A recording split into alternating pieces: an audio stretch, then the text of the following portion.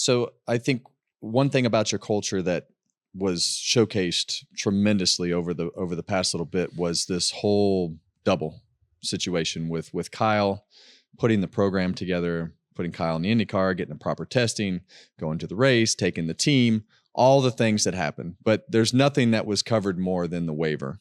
Yep. That came after you got done. But I want to talk about the process leading up to the races, talking about, were there conversations of different scenarios and the way that things would happen, how it was handled. And you look at the releases and things that came out from Mr. Hendrick and the process that NASCAR went through and the time that it took, because you got a driver that I felt like was somewhat devastated from Kyle's standpoint. Not somewhat. He was devastated. He was devastated. And the way that he reacted with his performance and criticized himself. And then he's got the weight of the world on his shoulders and feels like he let the NASCAR side of the world down and felt like, NASCAR was questioning his decision and he was questioning, based upon, the things that he said. So I feel like this is one of those scenarios where the processes of Hendrick Motorsports kind of played through, of having the depth of the people and the plan and everything that went through. So walk us through that whole process of the plan going in, what would happen if you had different scenarios, and how it all transpired with the waiver and what you think about all of that. I think an interesting way to architect my response is going to be to start with the punchline for the end first.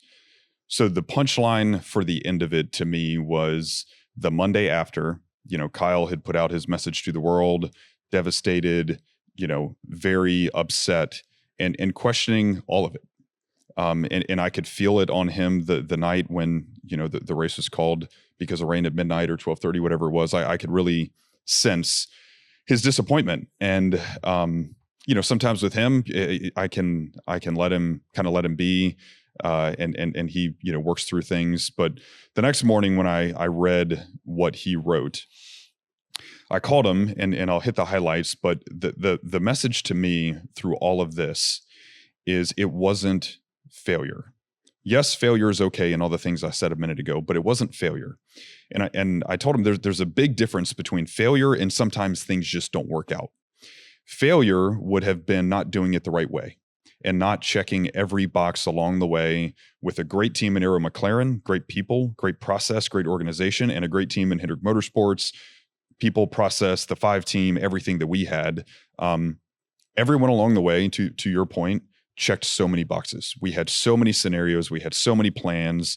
We had so much coverage of logistics to car details and seat liner swaps in case there was a Justin Allgaier. We had Kevin Harvick in our car at North Wilkesboro. There were so many moving parts and pieces that the collective, body of teammates and everyone at Hendrick Motorsports and of course, Aero McLaren with Kyle checked every box. And so he went into it prepared. On the IndyCar side, had done so much work, integration with the team, a lot of, camaraderie with the team leading up to that. He showed me one time the report that he was getting from Aero McLaren of all his little driver details, and he's studying and questioning and learning. And we did a lot of the same things on our end. Of course, the Cup side is a little easier for him to kind of, cruise through, but we had a lot we had to be buttoned up on with Justin and scenarios on our end that, I really wanted Kyle to know. And I think it's important for people to know this. Yes, the result wasn't what we all wanted, but in my opinion, I still think it was a win. And here's why. Globally, it was a win. It was a great day for motorsports, brought a lot of attention to IndyCar, brought a lot of attention to NASCAR. It really showcased what somebody like Kyle Larson could do and is a big part of our sport, as we know. But it also showcased how he had never run a competitive lap in an IndyCar until the green flag of the Indy 500 and was really one little braking mistake on pit road entry away from a top 5 finish. That's incredible. It is. That's a win. Then at the same time, okay, so how can you consider it a win that he didn't get to race the 5 car and all these things? Would be reasonable for somebody to ask me. Well, the reason it's a win is the 5 team was prepared. We have a great relationship with Justin Allgaier. He showed a lot of courage to show up, to get in our car, ran great. We worked through, I told Justin before the race, we're going to go a lap down. I'm not worried about it. So you don't need to be either.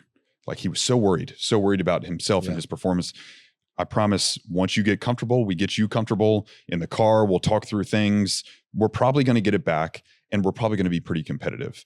And so the win for us is we put Justin in the car, go a lap down like we kind of predicted, work through that. He unlapped himself under green, drives away from the leaders. That's incredible. Yeah. And the courage and the talent to do that is remarkable. And then by the end of the race, and I actually finally got a couple of good adjustments in the car. His last few restarts were fantastic, and then we're running 13th when the rain comes at lap 250. There's still 150 laps to go in that race, and we're in a very competitive spot where either A, Kyle can hop in the car, without the rain, or B, Justin has positioned himself very well. So globally, when I look at the whole thing, what a win for motorsports, for the opportunity, for so many people involved in that. And I really wanted Kyle to know that message the Monday after, when he was second guessing everything that he had done along the way, which I just don't think was proper. He did so many things right along the way. Sometimes in life, things just don't work out. What choice do you make to learn from it, to appreciate it, and to move forward better? Yeah. Well, I like your assessment of the global assessment of everything, because I felt like for motorsports in general, it was a great month. It was. Really everything, even beyond that, it was just a great scenario for all parties involved. And I think when you look at the time and the effort and everything that went through, it was one little mistake, but it didn't matter. Like the result didn't matter at that point. And I sent him a text too, that when I saw that tweet, I was like, wow, I was a little taken back on just the things that he said. Yes. Because it was just so far wrong from the perception that I felt like everybody had. Agree. And that also goes to show you the heavy weight that he puts on himself to perform and compete. That, what I hope is comments like yours, and he's had many other conversations with people after the fact, that he knows how much the motorsports community is behind him and believes in him. And he's a high risk, high reward driver. So, and at the end of the day, has never run an Indy race before. Don't beat yourself up over one little mistake. It is reasonable in your first IndyCar race, you're going to have one little mistake. Yes, it affected the outcome of your day, but otherwise it was a top 6, top 5 day going. That in itself is a win. Do it again. I hope he does. I hope so too. Yeah. I just don't see how you go wrong if you don't do it again. And I think when you go back for the second time with all the experience and everything that has gone on, I think he's just going to go back and fire off in a spot pretty close to where he ended and have a chance to win the damn thing. I agree. Believe he can. Agree. And back to your point on the process, I think so much of a good process, foundationally was laid getting up to this point, that if you hit repeat for next year, the process is going to be that much cleaner. There's going to be that much more familiarity, that much more just awareness from everybody of how it's going to go. And maybe it doesn't rain out 2 years in a row. Right. Maybe it happens. And to your point, maybe it goes pretty well. So I'm a win is your waiver guy. Do we need the dang waiver? Because what a disaster all that was to go through. And I'm not a fan of breaking your leg and getting a waiver. I think if you come back and you win and you put yourself in the playoffs, you deserve to be in there. But I think, well, let's be honest. We poked a lot of holes in their process at the All-Star race. We poked a lot of holes in the process with the waiver. Not to say that anybody was doing anything wrong. It's just, I think it can be a lot better. I don't personally believe that we need the waiver at all. I think if you can win, you deserve to be here. And you're in. And stuff happens, right? If you decide that you're going to have a baby and you're going to miss this race and you miss the race, then and the car's there, I think the car should have to beat every race. But I think we can make it way simpler. I understand all those points completely. To be honest, I don't know that I have a hard opinion, should we have a waiver or not.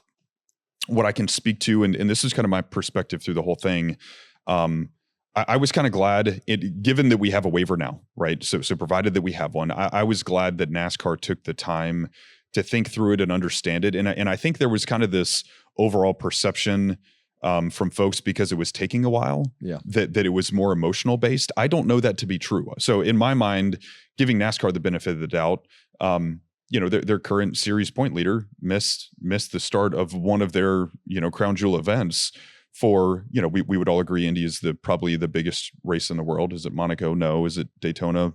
No, it's really Indy. So understandable from all sides for them to be thoughtful in evaluating the yes or no piece of granting it to Kyle.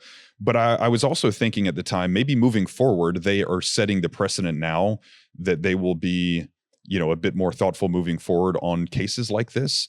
If you put on a chalkboard guys that could be viable to run the double, today, Reddick, Bell, Larson, those guys, if you had any combination of them, what I'm saying is more than one driver attempt the double next year, how does NASCAR handle that? And I think in this case, they've set the precedent that they're going to have to be thoughtful on a case-by-case basis.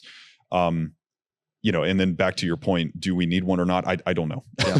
and I can certainly argue no if it's a win and you're in type environment, which is really what we've created in the sport. I can see that. But under the context that now we do, I think NASCAR has set a good precedent that they're going to evaluate it closely. There was a lot of communication they had with us leading up to and after the fact.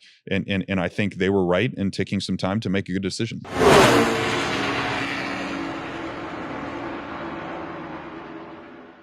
Hey race fans, thanks for watching our video. For all NASCAR on Fox News content and the best clips from Fox Sports, be sure to follow and subscribe to our channel.